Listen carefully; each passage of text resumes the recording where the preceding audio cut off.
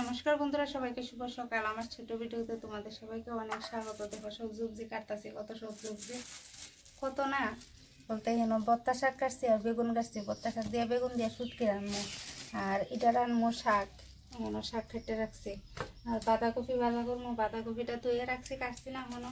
মশলার লেগে মরিচ রসুন রেডি করতেছি।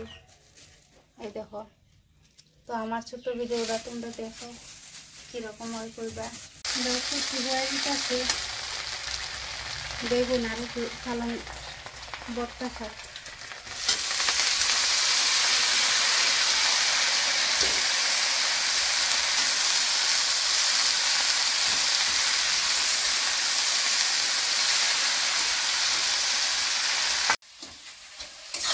এই দেখো শুক্তি বর্তা হয়ে গেছে গা, শুক্তি বর্তা হয়ে গেছে গা।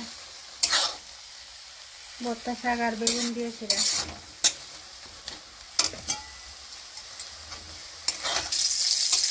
শাক বয়েল দিতেছি।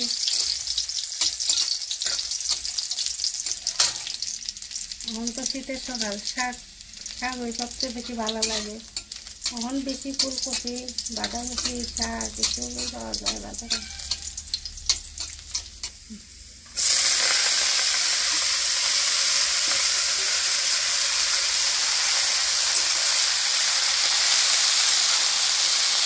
আজকে গরমের শাকের মেলা লাগবে। বাঁধাকপি বর্তা শাক, এদিকে আবার শাক দিয়ে বেগুন।